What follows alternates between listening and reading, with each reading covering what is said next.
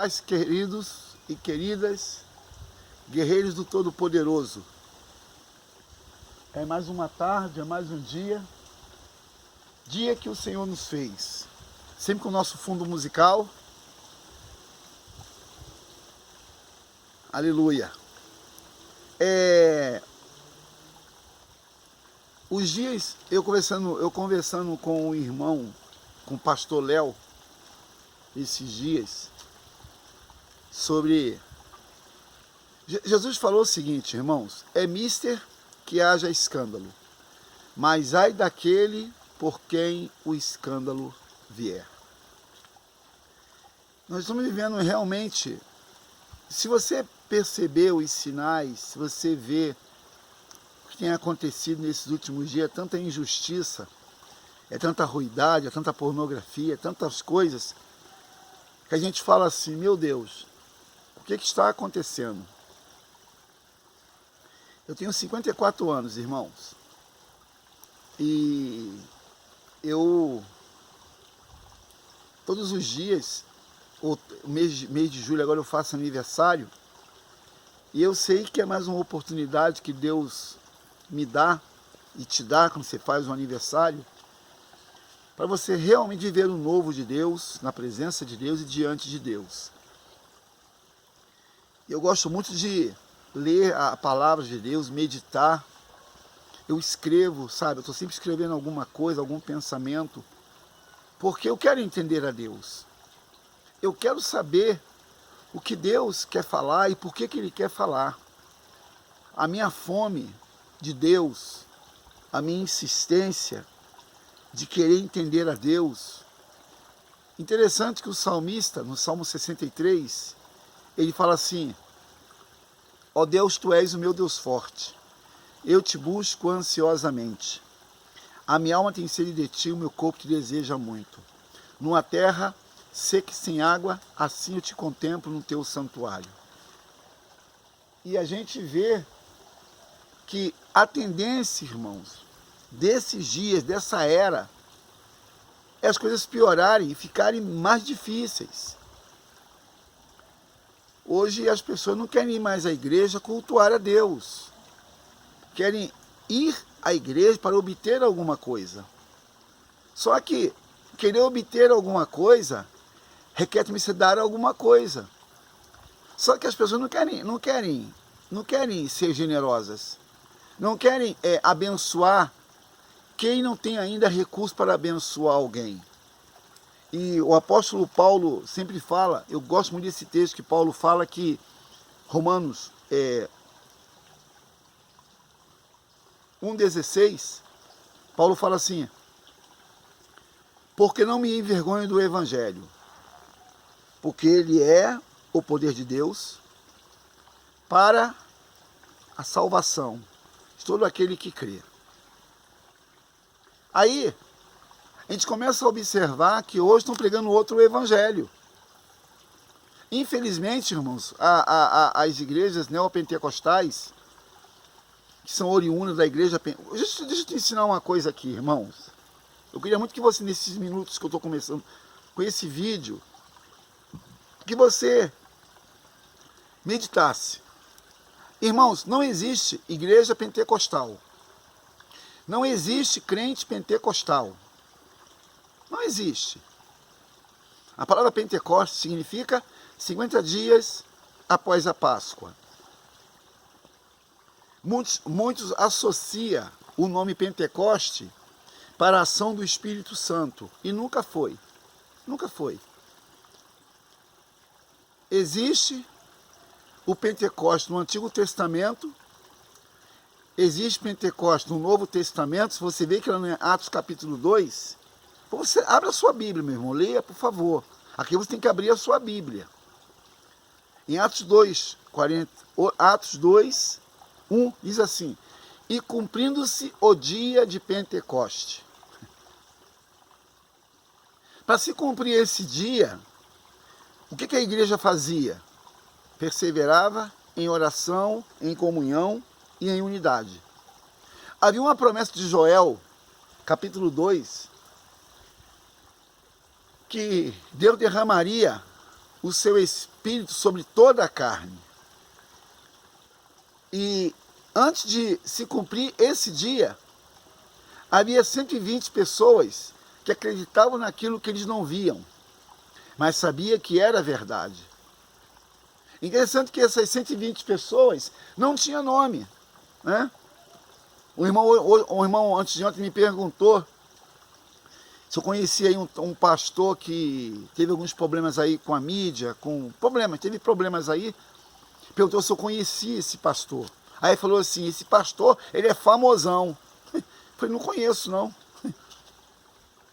Irmãos, quando você tem uma vida com Deus, preste atenção, essa mensagem é uma mensagem revelada. Quando você tem uma vida com Deus, você não tem vida para coisas. Realmente, que tem uma vida de oração, ele vive uma vida anormal, vive uma vida ao inverso, vive uma vida contrária ao sistema, que leva todos para o mesmo lugar. Eu até falei um dia isso na igreja, porque existe a mão única, a mão dupla e a contramão. Mão única, mão dupla e contramão. Por quê? Isso está no Código de Trânsito Brasileiro. Mão única. Eu vou espiritualizar essas 3 colocações. Mão única. É a porta que Jesus fala, que é estreita e poucos entrarão por ela. Mão única. Mão dupla. É aquele que está cocheando entre 2 pensamentos. Né? Mão dupla. Duplo sentido. Tiago capítulo 1 fala isso. O homem é doble. O homem doble. Quer dizer que sobre a duplicidade, ou ser duplo, ou titubear, ou querer ou não querer, ou ser ou não ser. E tem a contramão. A contramão é justamente isso. É você saber que pode fazer, como Paulo fala em 2 Coríntios capítulo 10. Tudo me é lícito, mas nem tudo me convém. Aí o irmão falou assim, não, que o pastor é famoso. Eu falei, não conheço. Quando eu falo não conheço, irmãos, não é no sentido de dizer que eu sou desinformado, não. Porque as pessoas infelizmente, hoje, irmãos, existem muitas denominações, né, que a mídia realmente exaltou a placa, né? O grande problema, irmão, hoje, não é o fim, mas é como começa. Porque como você começa, se você começa em Deus, tem que terminar em Deus. E não terminar na sua vontade, na sua vaidade ou nos seus caprichos. Quando a pessoa se desvia do Evangelho, ela nunca teve no Evangelho, irmão. Não existe desvio. O apóstolo Paulo fala em Romanos capítulo 8 o seguinte, 8:31. E já começa assim o texto. Que diremos, pois, à vista dessas coisas? Se Deus é por nós, quem será contra nós? Quando Paulo disse isso para o povo de Roma, aos romanos, ele começou a dizer que nada pode ser maior do que Deus na nossa vida. Aí ele fala, quem intentará acusação contra os eleitos de Deus? Quem os condenará? Paulo faz algumas indagações, alguns questionamentos, porque havia um grupo na igreja de Roma que não tinha certeza. Tanto é que a carta de Paulo aos Romanos é o livro da justificação. E Paulo, ele falando ao povo de Roma, era um povo que não tinha certeza para onde iriam. Então Paulo, ele pregando, ele inaugurando essa igreja, ele começou a explicar aos irmãos de Roma que uma vez que você entregou a tua vida para Jesus, você não tem mais vontade própria. Você não pode mais fazer o que você quer. Irmãos, você tem que aprender o que é servir ao Senhor.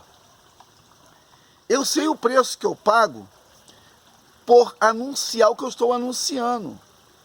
Essa mensagem deve ser compartilhada para crentes e para não crentes. Porque essa palavra é o evangelho, que é o poder de Deus para salvar aqueles que crê. E como há de crer se você não envia a palavra para a pessoa entender que Deus quer mudar a sua forma de ser? Como que a sua parentela vai saber quem você é se você não faz aquilo que a Bíblia diz que tem que fazer? O grande problema, irmãos, que o nosso testemunho... Tem pessoas que pensam que fazer a obra de Deus é estar no templo. O templo é para você realmente aprender e ser enviado para denunciar, para anunciar e para ensinar a palavra de Deus. Eu tenho que entender esse princípio, né? Eu preciso entender esse princípio. Hoje é dia 13 de junho, às 14 horas e 35 minutos. Estou aqui na Toca do Leão, sendo ministrado, porque vem do alto para o salvo. E o salvo transfere essa palavra para os salvos. Palavra boa, né? Mas infelizmente muitos não têm paciência de ouvir. Muitos não têm paciência de ver. Muitos é tão agitado, é tão inquieto, é tão perturbado. Porque o diabo, ele é um agitador, irmãos. O diabo não quer que você tenha paz. Se você não tem paz, você não vai pensar para decidir. Se você não tem paz, você não vai saber para onde ir. Jesus falou isso. João 16, 33. Abra sua Bíblia, meu irmão. Pesquisa o que eu estou falando aqui. Porque é fácil eu falar aquilo que não está escrito. É só eu conhecer. Só que a tua obrigação, eu falar aqui, você examina aí. Eu falar aqui, você consulta aí. Porque foi assim na igreja de Bereia. Atos capítulo 16.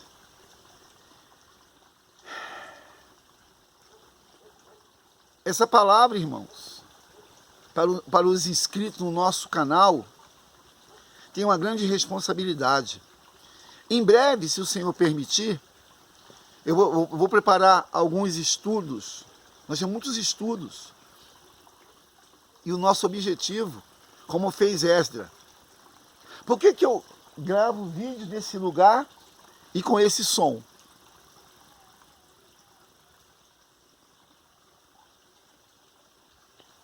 É porque aqui, irmãos, eu sou ministrado e ministro sobre a tua vida. É porque aqui, irmãos, eu recebo e transfiro. Aí Paulo continua falando, no Romanos capítulo 8, verso 32, aí Paulo fala assim: quem tentará acusação contra os eleitos de Deus? É Deus quem os justifica. Quem os condenará?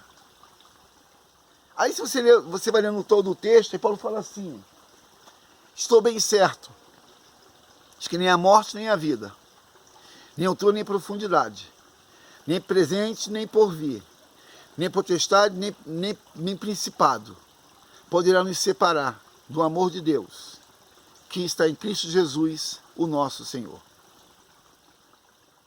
A maior vitória, irmãos, não é você ter coisas, é você ser salvo.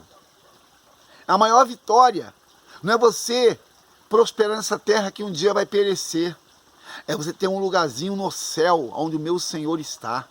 Essa é a maior vitória. Essa é a maior vitória. Isso não é uma demagogia, irmãos. Nem tampouco é uma falsa aparência. Não, meu irmão. Paulo falou assim: o meu viver é Cristo, o meu morrer é lucro. A questão é que ninguém quer morrer do coronavírus. Ninguém quer morrer do coronavírus. Mas também ninguém tem medo do juízo eterno. Todo mundo um dia vai morrer, meu irmão. Uns antes e uns depois. Só que o problema não é morrer, é para onde vai após a morte. Esse que é o maior problema, que muitos estão esquecendo. Eu fico vendo assim na televisão, irmão, eu sou muito chato em relação a ver alguns pregadores. Eu sou muito chato. Porque eu fico vendo tanta palavra de efeito, tanta gente falando muitas coisas ao mesmo tempo. E existe um fim para aquilo que é dito e falado. E o problema todo é o que todo mundo escuta, né? Igual um irmão falou para mim assim, eu estava ouvindo muito coach, e estava esquecendo de orar. Aí eu falei assim, meu irmão, em todo tempo eu sempre te levei para orar, para ministrar a palavra, para Deus falar contigo. Aí, irmãos, tem gente que a ficha cai tarde demais. Eu tenho a certeza que o Espírito Santo, nessa tarde, ele está falando com você, falando comigo. E vamos para o 7º mês, irmãos. Hoje é dia 13, 6º mês.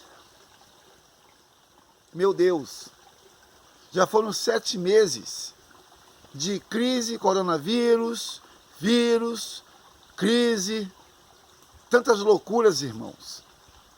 E quantos não estão entendendo ainda que nada na terra é feita sem que Deus permita? Ou você pensa que o coronavírus é uma praga que Deus não sabe? Ou você pensa que o coronavírus é um vírus que Deus não conhece? Será que os que estão morrendo aí realmente é coronavírus? É só você examinar, irmãos, a história do Brasil. É só você examinar a política brasileira. É tanta loucura, irmãos. É tanto jogo, é tanta manipulação. É tanta gente que não tem paciência para ler nem para ouvir. Aí o mais fácil hoje é você ouvir aqueles flashes de notícias que convém para a operadora ou para a empresa jornalística ou para a mídia, para poder realmente oprimir, para realmente tirar a pessoa do seu foco natural. O apóstolo Paulo fala lá em 2 Timóteo, 1 Timóteo capítulo 4, ele fala assim, o Espírito diz expressamente à igreja, que nos últimos dias, muitos se apostatarão da sua fé, dando ouvido a doutrinas de demônios. Dando ouvido à doutrina de demônios. O que é doutrina, irmãos? É ensino. Eu fico observando como é que tem pastores, irmãos, que eu quero entender isso. Como que eu posso ser um pastor chamado por Deus, conduzindo um povo?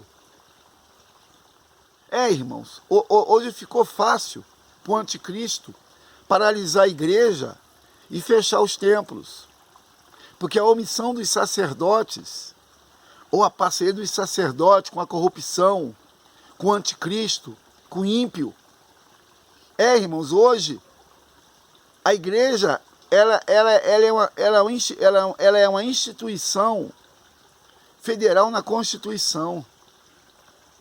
E eu fico vendo como que os ditadores aí, municipais e estaduais, estão impondo regras sobre as igrejas, dizendo que pode, o que não pode, interferir em nenhuma coisa que faz mais bem do que mal. Como é que os governadores... Irmão, isso é um papo inteligente. Como é que os governadores e os prefeitos conseguem identificar que no templo onde se cultua a Deus vai se pegar o coronavírus? Da aglomeração, Sempre houve aglomerações, irmãos. Sempre houve movimento, sempre existiu. Só que hoje, isso é um papo inteligente, hoje existe mais interesse do que propósitos nas questões. Aí esse Calil, que não tem nada a ver com igreja, com crente, nada a ver. Ele falou que ele é católico, apoia o movimento LGBT, apoia o movimento gay, e ele não gosta de igreja, porque não gosta de igreja, não presta. Aí o cara hoje vem dizer o que pode ser feito na igreja, como pode funcionar a igreja, como se a igreja fosse uma instituição. Todo mundo pode opinar, pode optar, pode fazer, pode falar, e quem está ali de frente, que é o pastor, que é o líder, tem que se sujeitar àquilo que Balaão determina e pede e fala. E com isso, irmãos, muitos irmãos, eu não sei, nesse período de pandemia, a minha vida ministerial, a nossa igreja, não mudou, não se sujeitou a nada do que foi determinado pelo município, pelo governo, pelo Estado, nada. Sabe por quê, irmãos? Ou Deus é ou Deus não é. A igreja não pertence a um líder religioso, a igreja pertence a Jesus. O povo não pertence a uma denominação. O povo congrega numa denominação, tem um pastor que a dirige, e esse pastor não é dono. Ele foi chamado para conduzir esse povo ao céu, e não a essa terra que um dia vai perecer.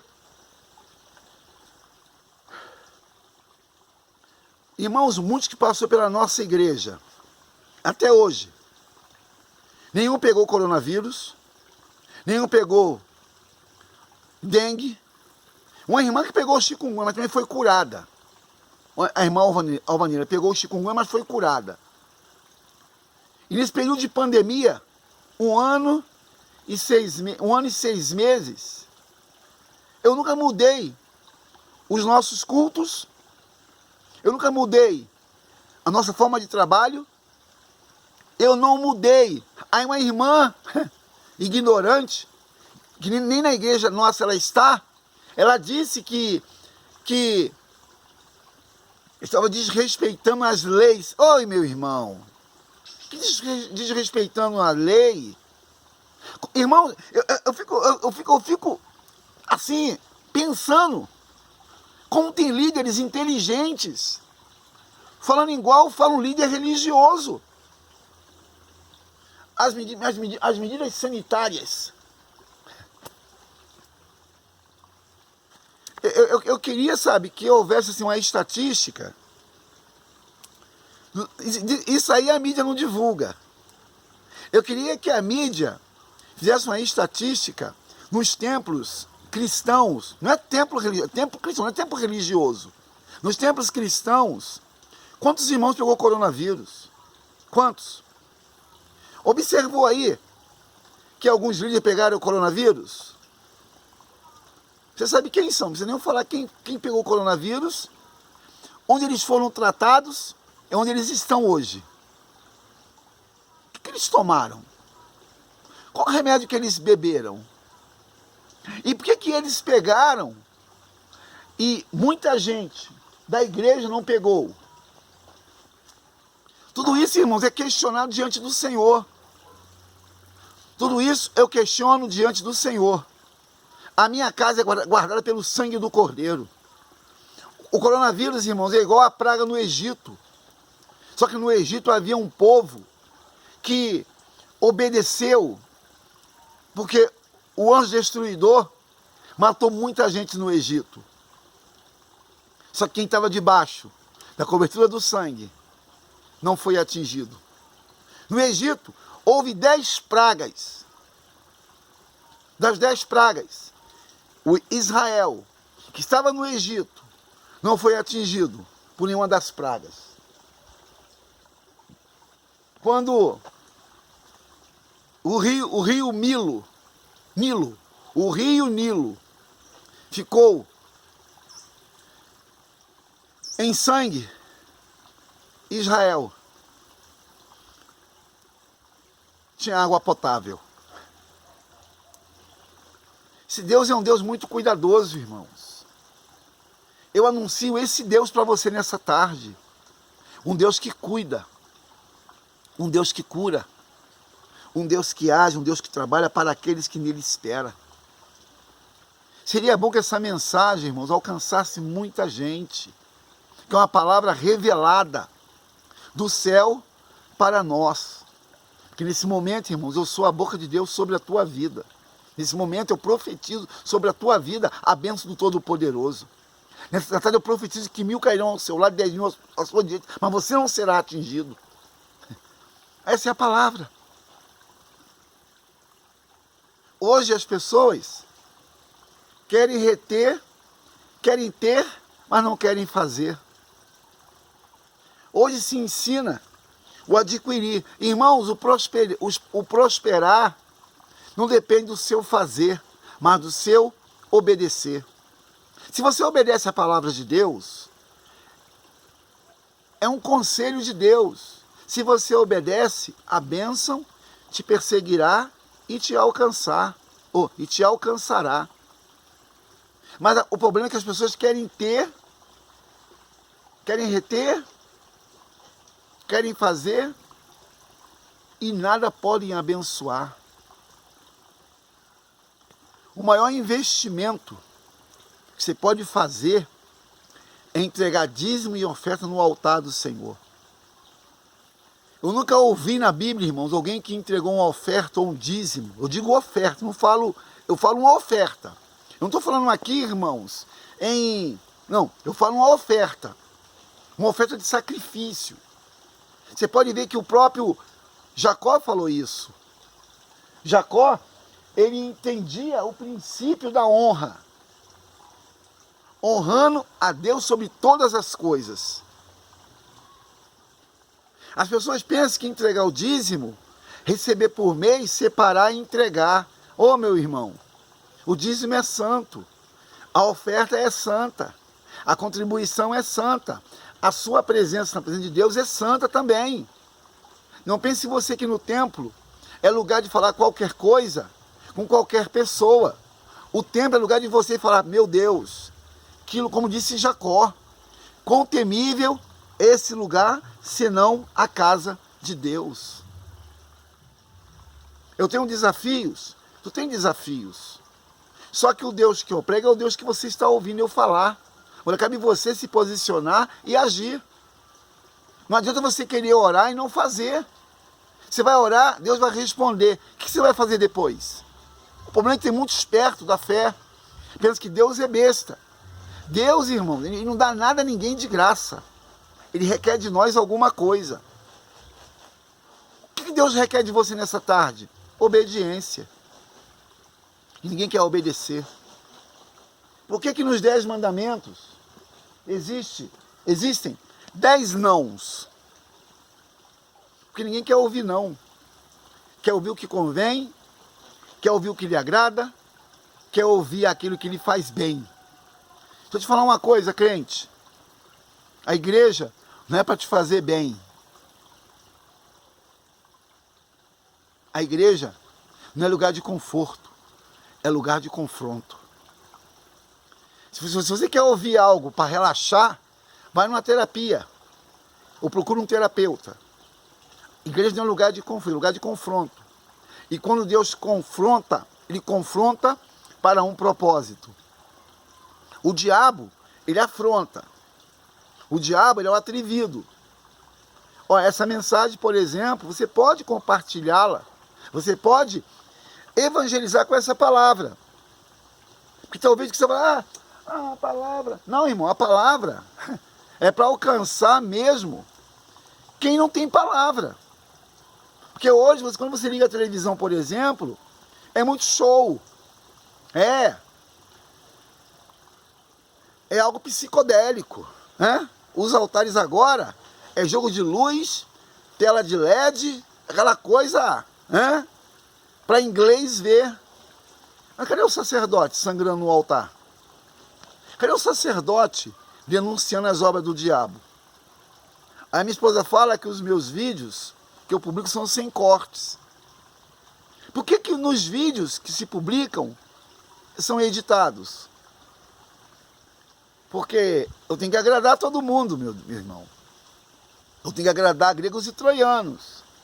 Eu não posso falar o que eu falo, porque de repente, quem está no meu canal não vai querer dar o like, nem que eu pouco compartilhar, que a palavra é dura. Não, a palavra não é dura, a palavra não é dura. Você que infelizmente não entendeu ainda que o Evangelho, Jeremias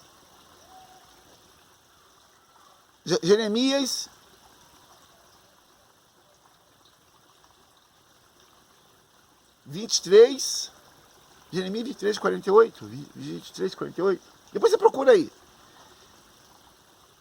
A palavra é o martelo que esmiuça a penha. Olha o que Isaías diz, olha o que Jeremias diz. Não é minha palavra como fogo, como martelo que esmiuça a penha? 23, 29, Jeremias 23, 29, depois você lê aí, Jeremias 23, 29. A palavra de Deus é o martelo que esmiuça a penha. Então, meu irmão, nessa tarde, no dia 13 de junho, eu queria que você pensasse, meditasse e se posicionasse. Hoje é o nosso culto de adoração, de ministração do poder de Deus, e você é meu convidado especial. Essa palavra tem um grande significado. Começa em mim e continua em você. Tá bom? Deus te abençoe. Tenha uma tarde de paz, em nome do Senhor Jesus.